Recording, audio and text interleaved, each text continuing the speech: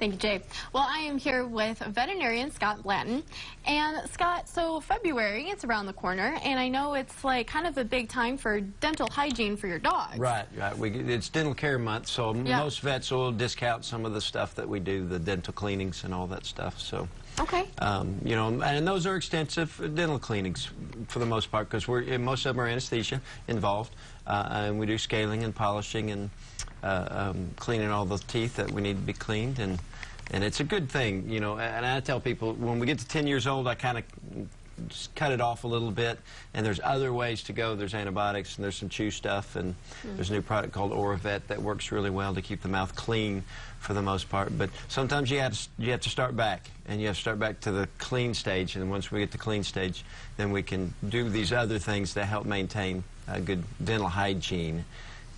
Because what we understand is that it's just like us. Losing teeth is not as a big a deal for dogs per se, because there's certain teeth, like the incisors in the front, they just don't use much anymore.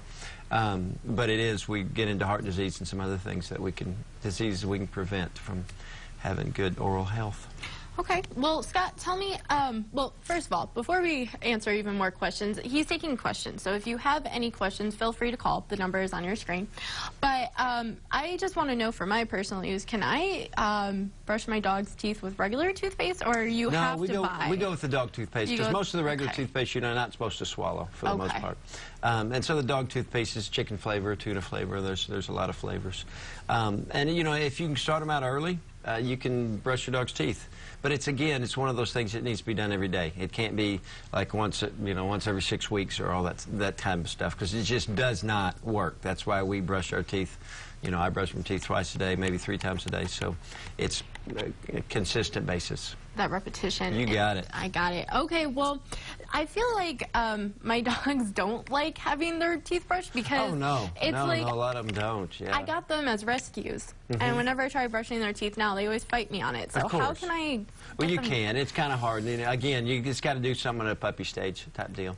You want to start them out young, and anything that you train a dog with, you want to start them out young, because they just don't understand. You know, and if they just decide they don't want it, they don't want it, then they're gonna, fight you and back off. And the key is, you're around their teeth at that point in time. And I mean, I know they love you, but those teeth can come down pretty quick if they decide that that's not what they want to do. So exactly, that is their offense. So well, we do have actually a couple questions here. So let's see what our viewers have to say. Hi, caller, you're on the air. Yes, I have a question. I was wanting to ask about trimmers for toenails for cats. I have an older cat that she's rather fragile, and I have to trim her toenails fairly regularly, and wanted to see what kind of trimmers you would recommend for me to get for her. I appreciate it. Thanks. You're welcome. Yeah, I cannot stand the guillotine type, the ones with the sliding bar. So it's just like a pair of scissors. It's the smaller ones, and I always take off there's a guard that usually comes on it, supposedly that you can't put too much of the toenail in, but then you can't see anything very well, so I always take that guard off. And then when you get good, cats are a little bit more difficult, because they decide you're going to have to push their claw out, and I'm sure you've figured it out how to push the claw out, but you just whittle, and you're trimming that back, and you're taking out the real sharp thing. Especially, and in older cats, there's a lot of layers on there, so a lot of times you have to kind of break up those layers to get down to the original layer. But you just work them back, and you just take the big hook off, and then you'll be fine. All right. Well, our phones are blowing up, so don't hang up. We will be with you shortly, but let's take another caller. Hi, caller, you're on there. Hi, I was wondering, I know March is going to be here before you know it. It seems like last year we had quite a few rattlesnakes on the ranch, and someone mentioned to me about a vaccine that is available. Can you tell me when you can give that to your dog? It is, yeah, and it's an excellent vaccine. You know, the Rattlesnake Vaccine came out, probably 5-6 years ago, and it's been one of the best new vaccines I've seen. And basically, that's what it is. It's a vaccine to it's an antivenom. And so the dogs are producing their own antivenom. So now, at this point in time, when it first came out, small dogs, we were going twice a year, and big dogs, we were going once a year. We give it to them twice a year now.